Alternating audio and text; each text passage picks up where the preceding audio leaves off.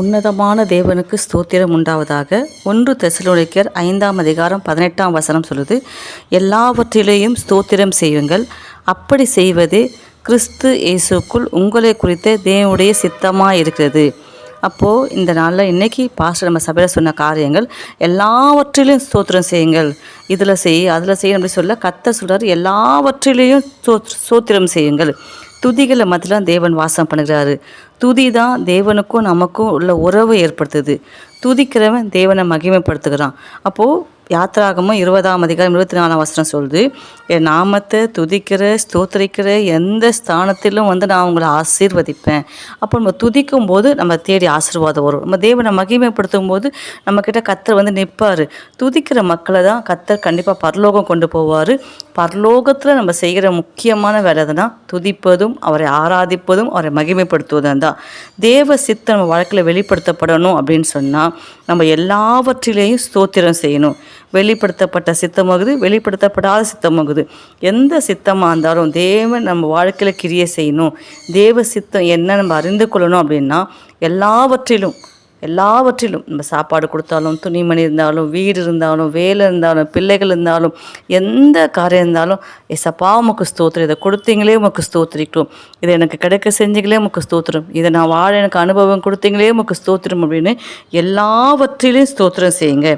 சபைக்கு வந்த உடனே எந்த இடத்துலையும் எந்த சூழ்நிலையும் முதல்ல ஸ்தோத்திரம் செய்ய பழகிக்கணும். அதை நம்ம என்ன பண்ணணும், நம்ம எந்த இடத்துல நின்னாலும் 1 மணி நேரமாவது நம்ம நல்லா துதிச்சு நம்ம தேவனை மகிமைப்படுத்தினா நம்ம பக்கத்தில் கர்த்தர் நிற்பார். நம்ம செக் பண்ணிக்கணும், நமக்குள்ளே கர்த்தர் இருக்கிறாரா, நமக்குள்ளே வசனம் இருக்குதா, நம்மளை கர்த்தர் அங்கீகரிக்கிறாரா, நம்ம வாழ்க்கையில் தேவ சித்தம் நிறைவேறுதா அப்படின்னா நம்ம துதிச்சாதான் நமக்கு தெரியும். நல்லா துதிக்கணும். நம்ம பாவிகளாக இருக்குல்ல, தேவன் நம்மளை நேசித்தார். அப்போது நம்ம அவரை நேசிக்காமல் இருக்கக்கூடாது. தேவன் நம்ம வாழ்க்கையில் கிரியை செய்யறதுக்கு துதி தான் முக்கியம். அவர் சொல்கிறார், நான் இருக்கிறவராகவே இருக்கிறேன். நம்மக்கிட்ட கவலையும் முறுமுறுப்பும் இருக்கக்கூடாது. கவலை இருந்துச்சுன்னா துதிக்க முடியாது, முறுமுறுப்பு இருந்துச்சுன்னா கண்டிப்பாக துதிக்க முடியாது. ஸ்தோத்திர பலிகளும் என்னை மகிமைப்படுத்துகிறான். சங்கீதம் 50:23 இருக்குது.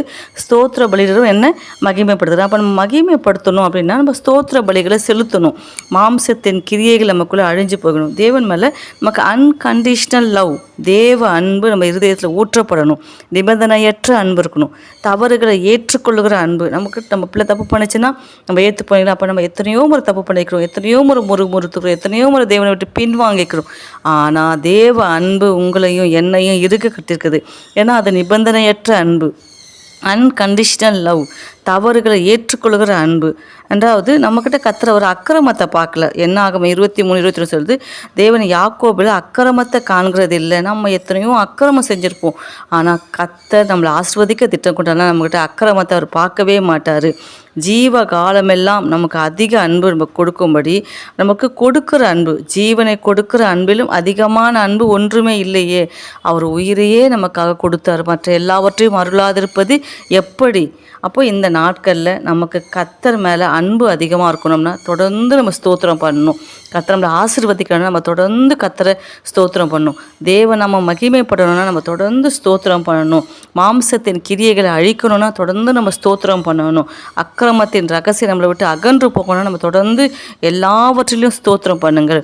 யோபு 24:1 சொல்லுது, சர்வ வல்லவருக்கு காலங்கள் மறைக்கப்படாதிருக்க, அவரை அறிந்தவர்கள் அவர் நியமித்த நாட்களை அறியாதிருக்குது என்ன? தேவனுடைய காலங்கள், மனுஷனுடைய காலங்கள், பிசாசுக்கு ஒரு காலங்குது. தேவன் நமக்கு வச்சுக்கிற நல்ல காலங்களுக்காக கர்த்தரை நம்ம துதிக்கணும்.